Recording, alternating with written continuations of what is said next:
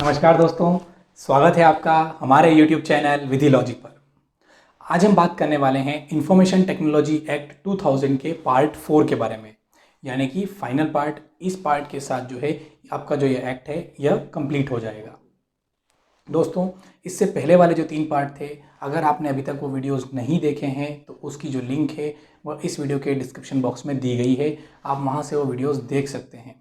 याद रहे, कोई भी एक्ट अगर आप स्टार्टिंग से देखेंगे तो आपको उसका जो कॉन्सेप्ट है वो क्लियर हो जाएगा और आप खुद एक उसके अंदर जजमेंट कर सकेंगे कि कहाँ से कौन से क्वेश्चन पूछे जा सकते हैं। इसलिए शुरू से कोई भी एक्ट अगर आप देख रहे हैं तो उसे शुरू से देखें, बेयर एक्ट आपके साथ में रखें। तो आज हम बात करने वाले हैं पार्ट 4 के अंदर चैप्टर 11 से लेकर चैप्टर 13, यानी कि जिसके फाइनल जो पार्ट में जो बचे हुए चैप्टर्स हैं उनके बारे में। चैप्टर 11 के अंदर बताया गया है ऑफेंसेस, यानी कि इस अधिनियम के अंदर जो प्रोविज़न किए गए हैं उनसे रिलेटेड अगर कोई अपराध किया जाता है तो उसके लिए क्या पनिशमेंट दी जा सकेगी, उसके बारे में जो प्रोविज़न है वह चैप्टर 11 में किए गए हैं। इसके साथ साथ वहाँ पर ऑफेंसेस के बारे में भी बात की गई है, तो उसको हम डिटेल में देखेंगे। उसके बाद चैप्टर 12 और चैप्टर 12A दोनों में से एक एक सेक्शंस हैं। इसके अंदर भी आपको जो चैप्टर 12A है उसे एक बार अच्छे से रीड कर लेना है, क्योंकि वहाँ से क्वेश्चन बन सकता है।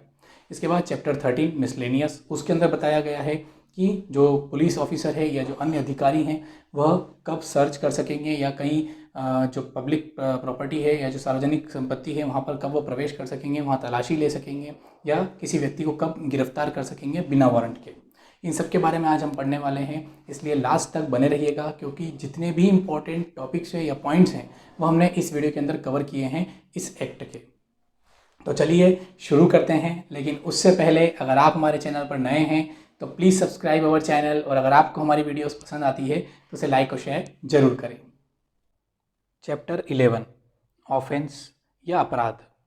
इस चैप्टर के अंदर बताया गया है कि इस अधिनियम के अंदर कौन से अपराध होंगे और ऐसे ऑफेंसेस या अपराधों के लिए क्या पनिशमेंट या दंड दिया जा सकेगा।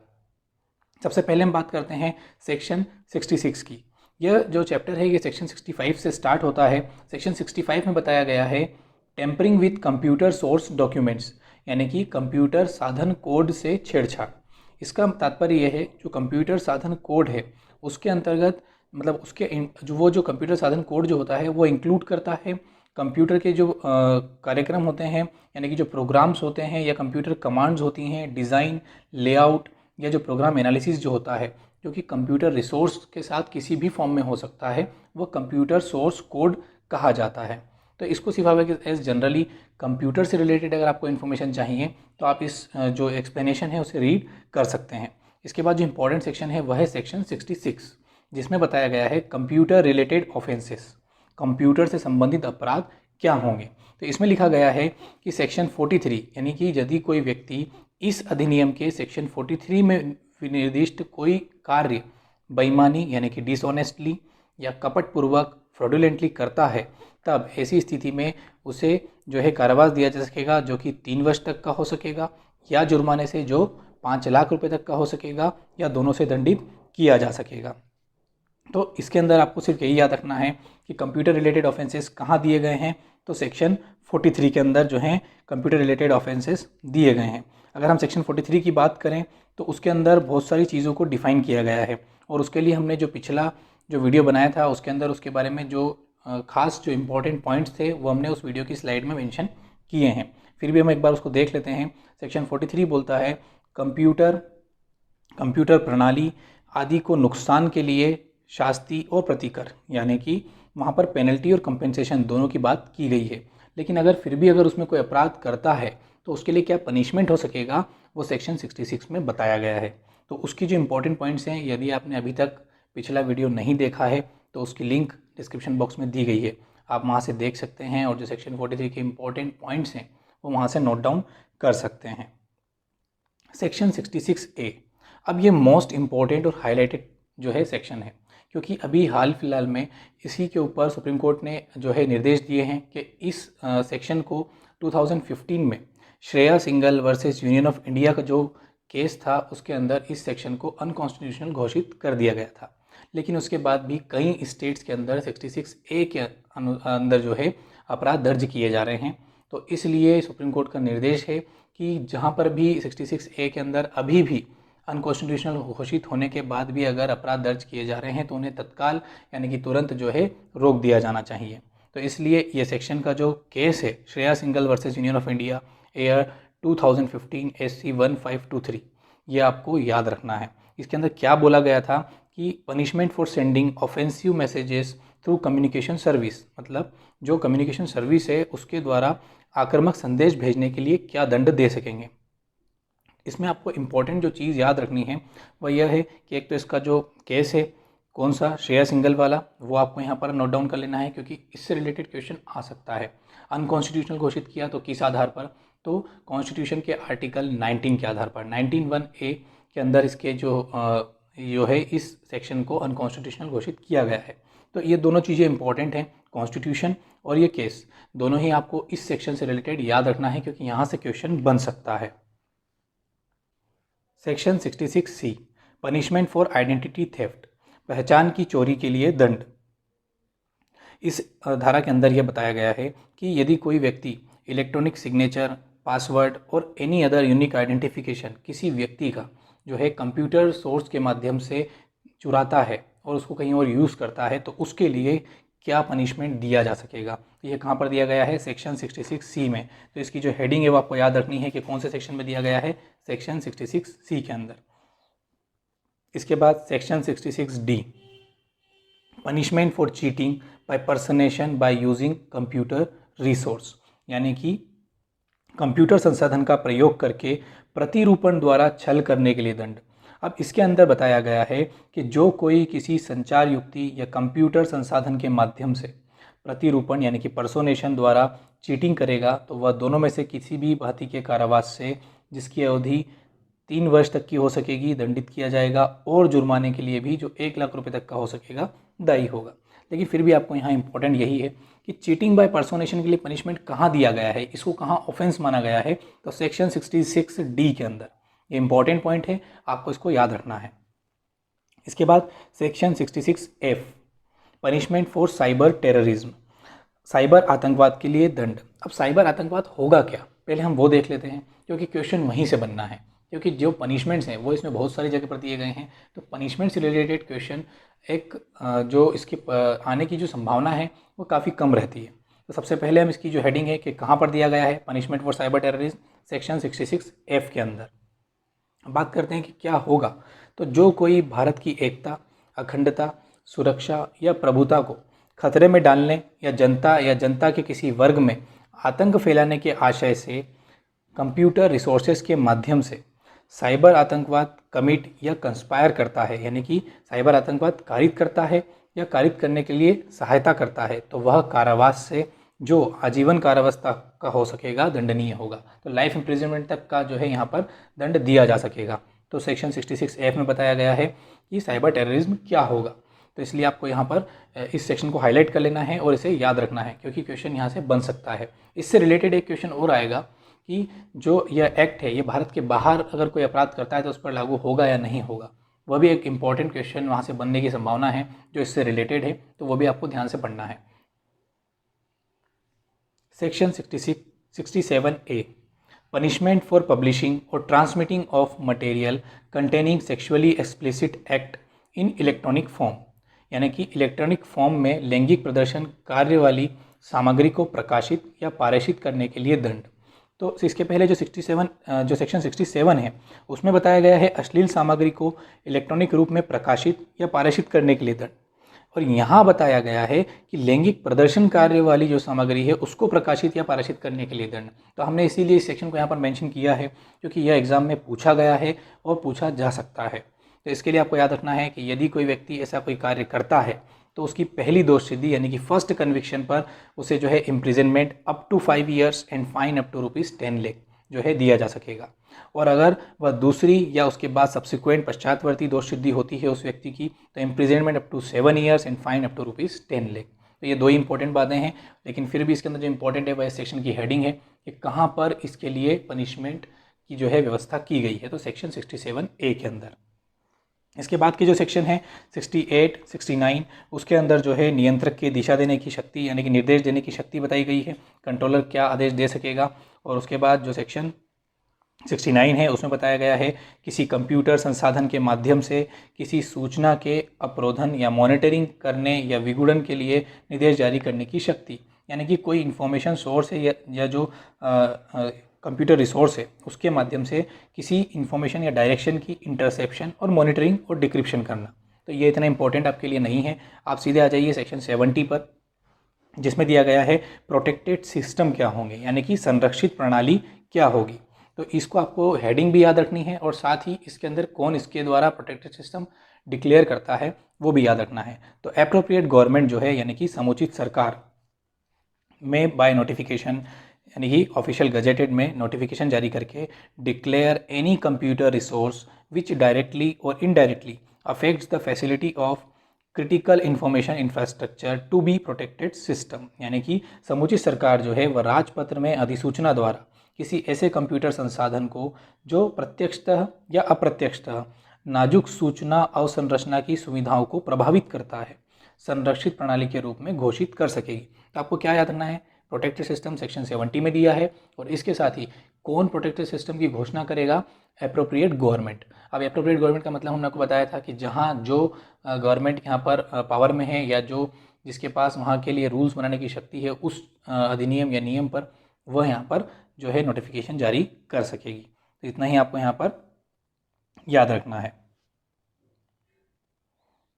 सेक्शन 70A राष्ट्रीय नोडल अभिकरण या नेशनल नोडल एजेंसी, ये कौन से सेक्शन में दी गई है, ये इंपॉर्टेंट है। इसके साथ ही इसको किसके द्वारा कंस्टिट्यूट किया जाता है यह याद करना जरूरी है। तो इसमें बोला गया है कि जो सेंट्रल गवर्नमेंट यानी कि केंद्र सरकार जो है किसी भी गवर्नमेंट के ऑर्गेनाइजेशन यानी कि संगठन को नेशनल नोडल एजेंसी जो है डेजिग्नेट कर सकेगी। यानी कि कोई भी जो गवर्नमेंट का ऑर्गेनाइजेशन है या संगठन है उसे केंद्र सरकार नेशनल नोडल एजेंसी जो है डेजिग्नेट कर सकेगी। सिर्फ इतना ही आपको यहाँ पर याद रखना है। Section 71 penalty for miss representation, यानी कि दुर्व्यपदेशन के लिए क्या पेनल्टी लगाई जा सकेगी, उसके बारे में सेक्शन 71 में बताया गया है। तो इसकी सिर्फ हेडिंग जो है वो आपको याद रखनी है। Section 72 penalty for breach of confidentiality and privacy, यानी कि गोपनीयता और एकांतता के लिए अगर कोई जो है ब्रीच करता है तो उसके लिए क्या पेनल्टी हो सकेगी, वह सेक्शन 72 में बताया गया है। यह एग्ज़ाम में आ चुका है इसलिए इसको आपको अच्छे से रीड करना है क्योंकि यहाँ से क्वेश्चन बन सकता है। अब बात करें कॉन्फिडेंशियलिटी और एकांतता यानी कि प्रिवेसी की कैसे जो है ब्रीच किया जाएगा, कैसे उसको भंग किया जाएगा। तो इस अधिनियम या तत्समय प्रवृत्त किसी अन्य विधि में जैसा अन्यथा उपबंधित है उसके सिवाय यदि किसी व्यक्ति ने इस अधिनियम इसके अधीन बनाए गए नियमों या विनियमों के अधीन प्रदत्त किन्हीं शक्तियों के अनुसरण में किसी इलेक्ट्रॉनिक अभिलेख यानी कि इलेक्ट्रॉनिक रिकॉर्ड, पुस्तक, रजिस्टर, पत्राचार, सूचना, दस्तावेज या अन्य सामग्री से संबद्ध व्यक्ति की सहमति के बिना यानी कि उसके कंसेंट के बिना पहुंच प्राप्त कर ली है और वह किसी व्यक्ति को उस इलेक्ट्रॉनिक रिकॉर्ड, पुस्तक, रजिस्टर, पत्राचार, सूचना, दस्तावेज या अन्य सामग्री को प्रकट करता है तो वह ऐसे कारावास से जिसकी अवधि 2 वर्ष तक की हो सकेगी या जुर्माने से जो 1 लाख रुपए तक का हो सकेगा अथवा दोनों से दंडित किया जा सकेगा। तो आपको सिर्फ यहाँ याद रखना है कि किसी भी व्यक्ति की जो कंप्यूटर रिसोर्स के अंदर जो फाइल्स हैं, रजिस्टर्स हैं या जो डॉक्यूमेंट्स हैं, यदि वह किसी व्यक्ति से विश्वास के तौर पर उसे प्राप्त करता है और ऐसे विश्वास के तौर प्राप्त करने के बाद यदि वह उस इंफॉर्मेशन को डिस्क्लोज करता है तो ऐसी जो गोपनीयता वाली या जो प्राइवेसी वाली जो इन्फॉर्मेशन है यदि ऐसी डिस्क्लोज की जाती है तो उसके लिए क्या पनिशमेंट होगा वह सेक्शन 72 में बताया गया है। तो सिर्फ इसकी हेडिंग आपको याद रखनी है, ज़्यादा अंदर का इसके अंदर इतना इंपॉर्टेंट नहीं है। Section 75 act to apply for offence और कॉन्ट्रावेंशन कमिटेड आउटसाइड इंडिया। अब जैसा कि हमने आपको भी पिछले में जो स्लाइड्स थी उसमें बताया था कि एक और सेक्शन है जो कनेक्टेड है और इम्पॉर्टेंट है, वह यही है कि यह जो अधिनियम है वह किसी व्यक्ति द्वारा भारत से बाहर किए गए किसी अपराध या उल्लंघन को लागू होगा यदि उस कार्य या आचरण में जो उस व्यक्ति द्वारा किया गया है भारत में अवस्थित कंप्यूटर प्रणाली या नेटवर्क हो। यानी कि अगर बाहर यदि वो भारत से बाहर कहीं है और उसके द्वारा भारत में स्थित जो कंप्यूटर या कंप्यूटर नेटवर्क है या जो कंप्यूटर प्रणाली है, कंप्यूटर सिस्टम है, यदि उसके अंदर अगर कोई जो है छेड़छाड़ की जाती है या कुछ उल्लंघन उसके अंदर किया जाता है तो वह इस अधिनियम के अंतर्गत अपराध माना जाएगा। तो ये आपको याद रखना है कि सेक्शन 75 क्या बोलता है। इसके बाद बात करते हैं सेक्शन 77A के बारे में। जिसमें बताया गया है कंपाउंडिंग ऑफ ऑफेंसेस, अपराधों का शमन। तो कौन से अपराधों का शमन किया जा सकेगा वो सेक्शन 77A में बताया है और किसके द्वारा। तो इसमें बताया गया है the person accused of an offence under this act may file an application for compounding in the court in which offence is pending for trial. यानी कि अपराध के शमन के लिए जो अक्यूज्ड है वह व्यक्ति जो है जिस कोर्ट में, जिस न्यायालय में उसका जो ट्रायल है वो पेंडिंग है, उसी न्यायालय में जो है अपराध के शमन के लिए एप्लीकेशन या आवेदन फाइल कर सकेगा। तो ये एक इंपॉर्टेंट पॉइंट हो गया कि कौन से न्यायालय में किया जाएगा, जिस न्यायालय में ट्रायल पेंडिंग है। Section 77B offences with 3 years imprisonment to be bailable, यानी कि 3 वर्ष के कारावास वाले अपराधों का जमानती होना। ये एक इम्पॉर्टेंट पॉइंट है और यहाँ से क्वेश्चन बन सकें, इसलिए इसको अच्छे से याद रखिएगा, राइट डाउन कर लीजिएगा कि सेक्शन 77B में क्या कहा गया है। Offences with 3 years imprisonment to be bailable, यानी कि वह जमानती होंगे। तो 3 years एंड अबाउ जो हैं, यानी कि 3 वर्ष तक, 3 वर्ष का कारावास या उससे ऊपर के जो कारावास के लिए जो पनिशमेंट दिया गया है वह कॉग्निजेबल होगा, यानी कि संज्ञेय होगा। और अप टू 3 years यानी कि 3 वर्ष तक का जो कारावास दिया जाएगा वो बेलेबल, जमानती होगा। तो ये दोनों डिफरेंस है, ये आपको यहाँ पर याद रखने हैं। इसके बाद बात करते हैं section 78 power to investigate offences, अपराधों का अन्वेषण करने की शक्ति किसके पास होगी। यह भी इंपॉर्टेंट है, यहाँ से क्वेश्चन पूछे जा चुके हैं कम से कम 3 या 4 बार, इसलिए इसको आपको अच्छे से याद रखना है कि किसके द्वारा किया जाएगा। इसमें लिखा गया है अ police officer not below the rank of inspector, यानी कि निरीक्षक से नीचे की पंक्ति का नहीं होना, shall investigate any offence under this act, यानी कि इस अधिनियम के अंतर्गत कोई भी अपराध को वह इन्वेस्टिगेट या अन्वेषण कर सकता है। तो ये एक इंपॉर्टेंट पॉइंट है जो आपको इस सेक्शन से याद रखना है कि सेक्शन 78 में पावर टू इन्वेस्टिगेट ऑफेंसेस किसको दी गई है। चैप्टर 13 मिसलेनियस, सेक्शन 80 ये इंपॉर्टेंट सेक्शन है, ये एग्जाम में आ चुका है। Power of police officer and other officers to enter, search etcetera. अब जैसा कि हमने इससे पहले पढ़ा कि पावर किसके पास होगी इन्वेस्टिगेट करने की, अब बात करते हैं कि power of police officer and other officers. तो अदर ऑफिसर्स कौन होंगे, उनको किनके द्वारा नियुक्त किया जाएगा, वो सेक्शन 80 में दिया गया है। तो इसको आपको याद रखना है और हाईलाइट कर लेना है। कोई पुलिस ऑफिसर निरीक्षक की पंक्ति से नीचे का ना हो, यानी कि इंस्पेक्टर की जो रैंक है उससे नीचे का ना हो, या केंद्र या राज्य सरकार द्वारा प्राधिकृत कोई अन्य अधिकारी सार्वजनिक स्थान पर प्रवेश कर सकेगा और तलाशी ले सकेगा और वहां पाए गए किसी व्यक्ति को बिना वारंट के गिरफ्तार कर सकेगा। अब ये कब करेगा, जब उन्हें ऐसा लगता है कि वह संदिग्ध व्यक्ति है, उसके द्वारा कोई उल्लंघन किया गया है इस अधिनियम के अंतर्गत, तब जो है वह उसे अरेस्ट कर सकेगा। तो ये कुछ इंपॉर्टेंट पॉइंट थे सेक्शन 80 के अंदर जो हमने यहाँ पर राइट डाउन कर दिए हैं। अब अगर सार्वजनिक स्थान की बात करें तो सार्वजनिक स्थान के अंतर्गत जो है कोई जो व्हीकल है, सार्वजनिक व्हीकल यानी कि बस या ट्रेन जो होती है वह आ जाती है, कोई होटल, कोई शॉप या कोई अन्य स्थान जहाँ पर पब्लिक जो है आना जाना करती है, तो वह सभी सार्वजनिक स्थान के अंतर्गत आते हैं। तो आपको यहाँ पर सिर्फ यही याद रखना है कि कौन कर सकेगा। तो एक पुलिस ऑफिसर जो इंस्पेक्टर से नीचे का ना हो, इंस्पेक्टर की नीचे रैंक से नीचे का ना हो, और दूसरा सेंट्रल या स्टेट गवर्नमेंट के द्वारा प्राधिकृत कोई अन्य अधिकारी जिसे ये पावर्स दी गई हों। लेकिन अगर ऐसा कोई अधिकारी जो है वह अगर किसी को अरेस्ट करता है तो उसे जो है जितना जल्दी हो सके उस एरिया के जो मजिस्ट्रेट्स हैं उनके पास उसे प्रस्तुत करेगा। तो ये कुछ इंपॉर्टेंट इन्फॉर्मेशन है जो यहाँ पर राइट डाउन कर दी है, इसे आप भी नोट डाउन कर लीजिएगा। Section 82 controller, deputy controller and assistant controller to be public servants, यानी कि जो निदेशक होंगे या जो उप निदेशक या जो असिस्टेंट कंट्रोलर होंगे यानी कि सहायक निदेशक होंगे वह लोक सेवक होंगे। तो ये कौन से सेक्शन में दिया गया है, सेक्शन 82 में दिया गया है। और ये किस आधार पर, जो आईपीसी यानी कि इंडियन पिनल कोड की सेक्शन 21 के अंदर जो है इन्हें लोक सेवक समझा जाएगा। सिर्फ इतना ही आपको यहाँ पर याद रखना है। Section 84 protection of action taken in good faith, सद्भावपूर्वक की गई कार्रवाई के लिए संरक्षण। तो यह जो सेक्शन है ये इंपॉर्टेंट है, यहाँ से क्वेश्चन बन चुका है और इसके साथ ही इसके अंदर जो अमेंडमेंट हुआ है और एक इम्पॉर्टेंट जो इसके अंदर टर्म ऐड की गई है यानी कि एक जो ऑफिसर की जो रैंक ऐड की गई है वो आपको यहाँ पर याद रखनी है। तो एडजुडिकेटिंग ऑफिसर जो है यदि उसके द्वारा यानी कि इस अधिनियम के अंदर जो एडजुडिकेटिंग ऑफिसर होता है, न्याय निर्णायक अधिकारी जो होते हैं, उनके द्वारा भी अगर गुड फेथ में कोई कार्रवाई की जाती है तो उनके विरुद्ध कोई कार्रवाई नहीं होगी। यह इसमें एड ऑन किया गया है या अमेंडमेंट के बाद, इसलिए इसको आपको याद रखना है कि सेक्शन 84 में क्या दिया गया है। Section 87 power of central government to make rules, यानी कि केंद्र सरकार की नियम बनाने की शक्ति कौन से सेक्शन में दी गई है, तो सेक्शन 87 में दी गई है। सिर्फ इतना ही आपको याद रखना है कि आईटी एक्ट के अंदर सेंट्रल गवर्नमेंट कौन से सेक्शन के अंदर जो है उसकी नियम बनाने की शक्ति दी गई है, तो section 87। Section 88 constitution of advisory committee, यानी कि सलाहकार समिति का गठन किसके द्वारा किया जाएगा, तो जो सलाहकार समिति होगी वह सेंट्रल गवर्नमेंट या केंद्र सरकार के द्वारा जो है गठित की जाएगी। अब ये जो सलाहकार समिति होगी इसके द्वारा जो है जो नोडल एजेंसीज़ हैं या जो निदेशक कंट्रोलर्स हैं उनको जो है यहाँ पर समय पर जो सलाह आवश्यक होगी वह दी जाएगी। इस सलाहकार समिति के अंदर जिसका नाम होगा वह होगा साइबर विनियमन सलाहकार समिति, यानी कि यह जो समिति है वह साइबर रेगुलेशन एडवाइजरी कमेटी कहलाएगी और किसके द्वारा, सेंट्रल गवर्नमेंट के द्वारा कॉन्स्टिट्यूट की जाएगी। इसका एक अध्यक्ष होगा और जो ऐसे अधिकारी जो आवश्यकता हो वह नियुक्त यहाँ पर किए जाएंगे। तो और कुछ इंपॉर्टेंट इसमें नहीं है, सिर्फ इसकी हेडिंग जो है वो आपको याद रखनी है। तो यह था आपका इंफॉर्मेशन टेक्नोलॉजी एक्ट 2000। इसके जितने भी इम्पोर्टेंट पॉइंट्स और फैक्ट्स हैं जो एग्ज़ाम में आ सकते हैं वह सारे ही हमने कवर करने की कोशिश की है। अगर फिर भी आपको कोई डाउट है तो आप हमसे कमेंट सेक्शन में पूछ सकते हैं। यह वीडियो आपको कैसा लगा हमें ज़रूर बताइएगा कमेंट सेक्शन के अंदर। Thank you for watching. Please like, share and subscribe.